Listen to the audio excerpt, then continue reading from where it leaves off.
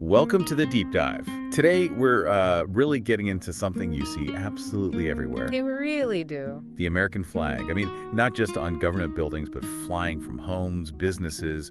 It's truly woven into the landscape. Exactly. And our mission, drawing from this great source, the enduring symbol, American flag's history and meaning, is to unpack its, well, pretty surprising history and all the layers of meaning it holds for you. It's much more than just cloth and thread, that's for sure. Absolutely. And you know what's fascinating right off the bat? The colors. Red, white, and blue. Yeah, the classics. Right. But when the flag was first adopted, back in 1777, those colors, they weren't actually given any official meaning. Wait, really? No official meaning then? That's actually pretty surprising. I think most of us just assume they always stood for something specific. It seems intuitive now, but no. The official interpretations came a bit later. Okay, so when did that happen? Who decided what they meant?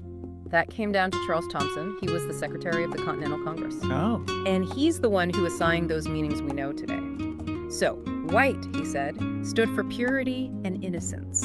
Like the new nation's ideals. Precisely. And red was for hardiness and valor.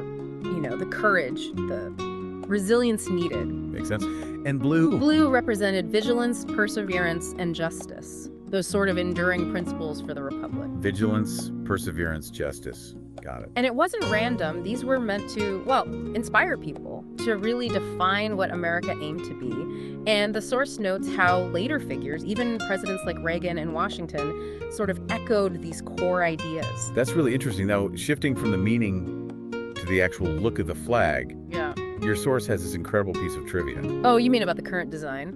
Yeah. The 50-star flag we see now, Yeah. it was designed by a high school kid. That's right. Robert G. Heft. He was 17, and it was for a history class project back in 1958. Just amazing. A class project becomes the national flag. It really is. And apparently his design was chosen from like over 1,000 submissions. Just goes to show. Right. And, you know, this current flag, it's just the latest version. The flag actually changed, get this, 26 times before settling on this one. 26 times. That's a lot of evolution for a symbol.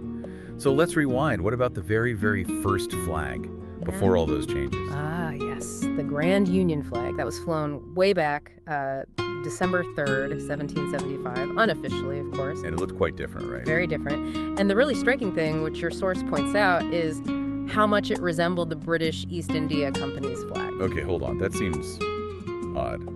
They're fighting for independence, but using a flag that looks like a symbol of British power.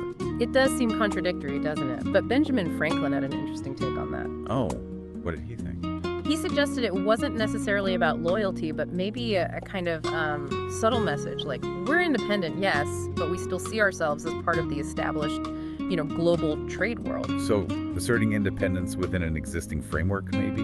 Something like that. It really shows how symbols can carry multiple, even conflicting meanings all at once. It's complex. Definitely more than just a pattern. So after the Grand Union, we had those 26 changes, leading eventually to the 48-star flag, which was around for a long time A after. very long time, through major world events. Right.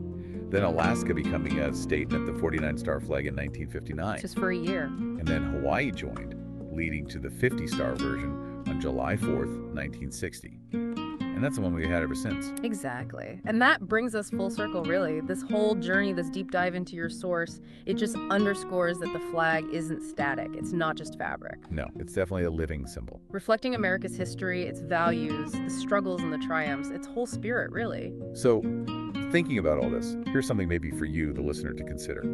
How do symbols like this, once created, take on their own lives? That's a great point. They gather new meanings, right? Yeah. They resonate differently depending on the time, the context, the person looking at them. They reflect our ongoing debates.